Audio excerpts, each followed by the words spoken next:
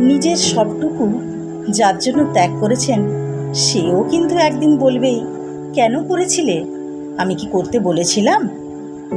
সমস্ত সমস্যায় তার পাশে থাকার পরেও একদিন কিন্তু শুনতে হবেই, আমার সমস্যা আমি মিটে নিতে পারতাম, তুমি না থাকলেও চলতো।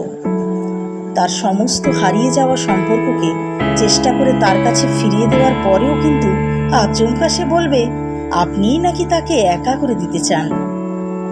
একটা দিন নিজের মতো চাইলেও ব্যস্ততার অজুহাত এসে দাঁড়াবে প্রাচীরের মতো। আসলে অনুভূতিগুলো মরে গেলে রয়ে যায় শুধু যুক্তি আর তর্কের পাহাড়।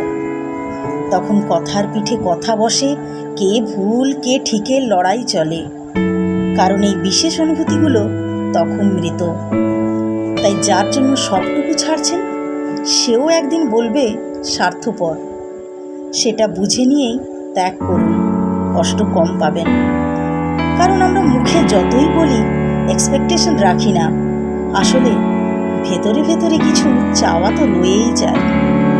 একটা একলা সন্ধে, একটা নিশ্চিন্ত বিকেল, হয়তো তখনও চেয়েই যাই মনে মনে। তাই তো আঘাতগুলো আঘাত হয়েই আসে, আর আমরা নতুন করে ভেঙে পড়ি।